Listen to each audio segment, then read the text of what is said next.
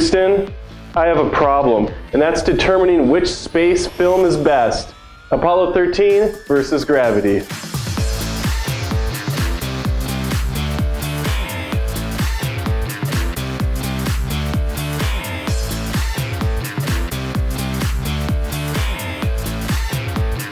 Apollo 13 launches with a very impressive lineup of A-list actors. We have Tom Hanks, Bill Paxton, K-Bake, short for Kevin Bacon, and Gary Sinise, all playing Apollo astronauts. They're also acting the shit out of this picture. I'm particularly fond of Gary Sinise's portrayal of Ken Mattingly, playing the bitter turned hero of the film who brings these guys home. He tests the limits of that Apollo 13 simulator, the NASA suits telling him this shit can't be done. It's Gary f***ing Sinise. If he wants it to be done, it's getting done. It's getting Brookson done.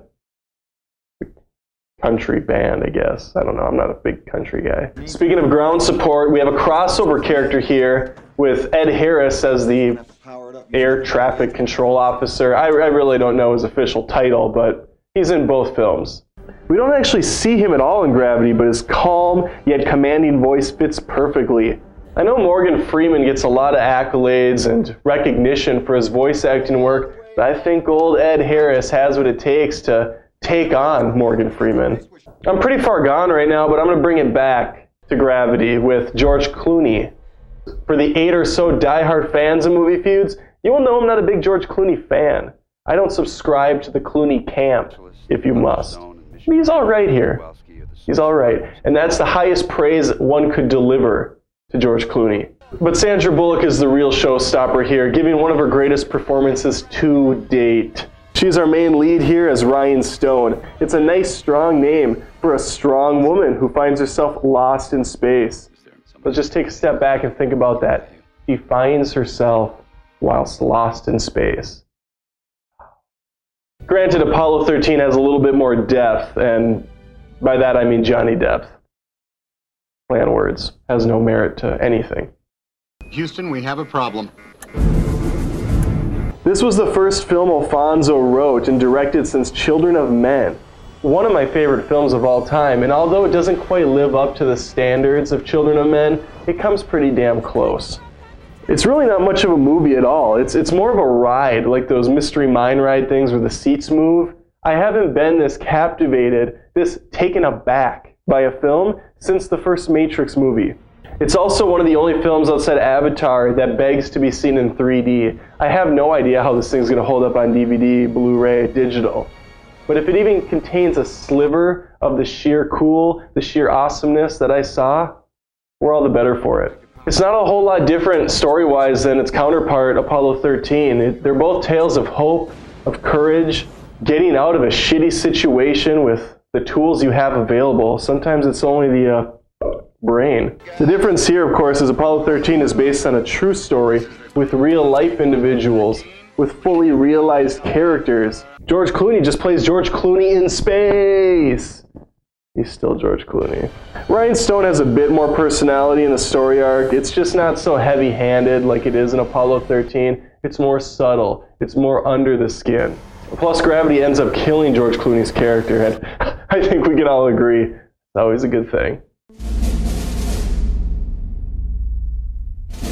This is really a no-brainer for me. Gravity has won dozens of awards. It's a visual tapestry of camera movements and effects. Nothing really comes close to the level of detail and immersion you find here. Some may say it seems like a video game, and I could understand that. Apollo 13 is definitely a little bit more grounded. There is a pun there, but I wasn't trying for it. We have space simulators, real astronaut movements, not this over-the-top fire and debris.